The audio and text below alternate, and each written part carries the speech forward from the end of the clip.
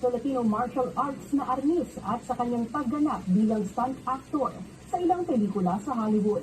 Ang man behind the shell sa report na ito. Hey Mikey, I love you but I do all the job. I do all the hard work. Backflip at iba pang stunt suot ang kanyang 15-pound costume. Dito nakilala si Datu Alan Chishir Inokala, ang man behind the shell ni Michelangelo sa 1980s TV series at 1993 movie na Teenage Mutant Ninja Turtles. Nakita niyo itong stick na to. Ito po ang tunay na nunchuck. Pero si Michelangelo may nunchuck siya, pag ganun siya. Diba? Pero meron siyang chain.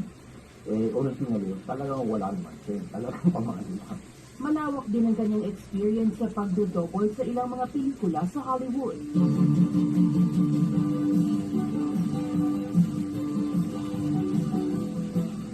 I did some doubling and stunt action for MacGyver, 21 Jump Street, Tony Reyes, Dark Angel, even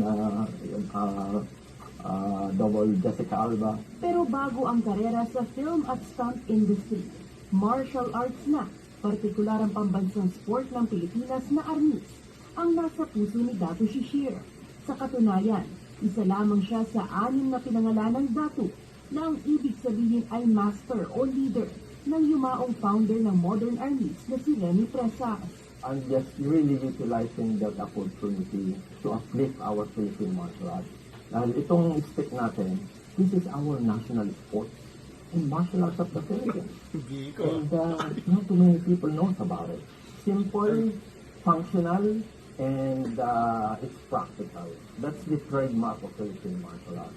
Natapos man ang panahon niya sa big screen bilang isang stunt actor, dito sa Canada, nais naman niyang ipagpatuloy na mabigyang pagkilala ang modern arnis, isang sport na walang pinipiling edad, lahi at kasarian.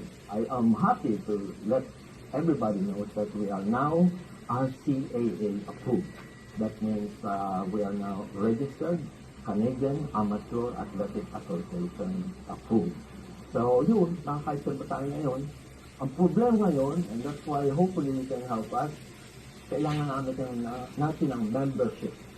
We have to have at least 1,000 members per province throughout Canada. So we need 10,000 members so that we can be played in a bigger sporting game sa Canada. Pinaghahandaan na ng grupo sa Maharlika Studios ang gaganaping Sports Canada 2024 tournament sa darating na Hulyo at ang kanilang fundraising sa Abril.